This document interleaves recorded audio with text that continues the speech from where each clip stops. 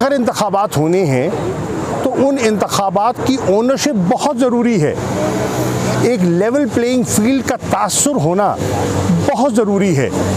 अगर ऐसा नहीं होता तो इंतखाबात पर बिला वजह सवालिया निशान खड़े हो जाएंगे।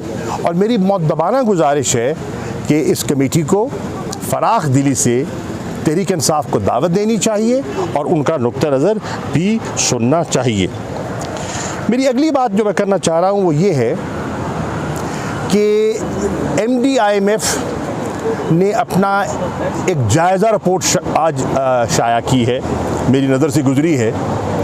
उस जायज़ा रिपोर्ट में उन्होंने स्टैंड बाय एग्रीमेंट के साथ बहुत सी कंडीशनैलिटीज़ का जिक्र किया है कि अगर स्टैंड बाय एग्रीमेंट ने पाया तकमील को पहुंचना है तो आपको ये इस्लाहात करनी होंगी, यानी कि आपको ये इक़दामात उठाने होंगे। और उसकी तफसील में नहीं जाता क्योंकि आपके सामने वो दस्तयाब है और आप उनकी वेबसाइट से हासिल कर सकते हैं। लेकिन मैं कहने की जो कोशिश कर रहा हूँ वो ये है कि उसमें एनर्जी रिफॉर्म्स का ख़ास तौर पर जिक्र किया गया है, क्योंकि सर्कुलर डेट जो है हमारा वो बढ़ता चला जा रहा है, तशवीशनाक हद तक बढ़ चुका है और लम्हा फ़िक्रिया है।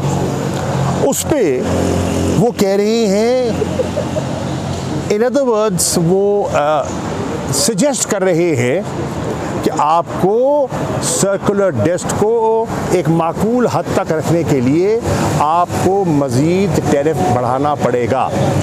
₹1.24 पहले बढ़ चुका और लगता है कि आज के इशारे से ये दिखाई दे रहा है कि हुकूमत को बिजली के निर्ख मज़ीद बढ़ाने पड़ेंगे। इस वक्त कैफियत ये है कि पूरे मुल्क में लोड शेडिंग, तवील लोड शेडिंग जारी है। इस वक्त एक ख़याल है कि 7 से 8 हज़ार तक शॉर्टफॉल है। उसका नतीजा ये है कि घंटों की लोड शेडिंग हो रही है शहरों में, और देहात में तो बिजली जाती नहीं, कभी कभी आती है। 12-12, 14-14 घंटों की इस गर्मी के आलम में, इस हबस के आलम में लोग जो है वो लोड शेडिंग बर्दाश्त कर रहे हैं और उसके ऊपर मज़ीद जो है टैरिफ बढ़ाने की उन्हें नवीद सुना दी गई है। मुझे अफसोस से कहना पड़ रहा है इस हुकूमत ने बहुत ताख़ीर की, और ये स्टैंड बाय एग्रीमेंट अगर इनमें यकसुई होती तो आज से 8-9 माह पहले यही रिज़ल्ट आ जाता जो आज आया है।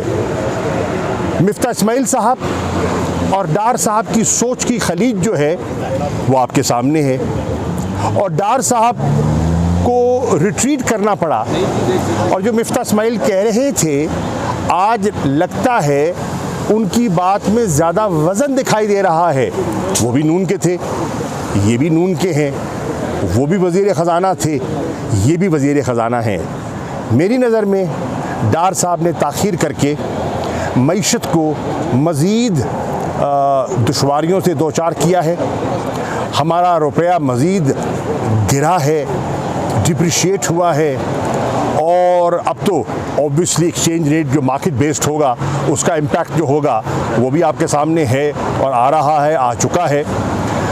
और बहुत सी जो गोमगो की सूरत थी, जो इंडस्ट्रियल अनसर्टिनिटी और इन्वेस्टमेंट्स के लिए जो आज हुकूमत कोशिश कर रही है कि माहौल बेहतर किया जाए, और दुरुस्त कोशिश है, पाकिस्तान को इन्वेस्टमेंट्स की ज़रूरत है और एक अच्छा पेशरफ्त है कि काउंसिल बनी है जो कि इन्वेस्टमेंट्स के रास्ते में रुकावट है उसको दूर करती है। मैं उसके हक़ में हूँ, मैंने इसको देखा है and I think that's a good initiative. इसी तरह मैं समझता हूँ जो ज़राअत के पेशे में पाकिस्तान की प्रोडक्टिविटी को बढ़ाने के लिए जो कोशिश की जा रही है, ये भी एक पॉजिटिव स्टेप है। तहरीक इंसाफ जो मुस्बत चीज़ है उसको रद्द कभी नहीं करेगी।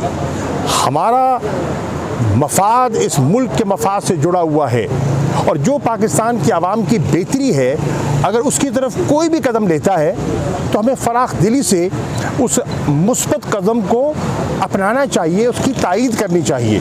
मैं समझता हूँ कि पाकिस्तान के ज़राई सेक्टर में बेपनाह पोटेंशियल मौजूद है, और अगर सही इस्लाहत की जाए और इन्वेस्टमेंट्स को अट्रैक्ट किया जाए, टेक्नोलॉजी ट्रांसफ़र को अट्रैक्ट किया जाए, पाकिस्तान की प्रोडक्टिविटी, एग्रीकल्चर प्रोडक्टिविटी बढ़ सकती है और हमारे जो सबसिस्टेंस फार्मर है और हमारा जो प्रोग्रेसिव फार्मर है उनकी यील्ड में जो डिफरेंस है, अगर उस गैप को ख़त्म कर दिया जाए तो पाकिस्तान एक्सपोर्टेबल सरप्लस जनरेट करने की पोजीशन में होगा। हमें जो अरबों डॉलर हम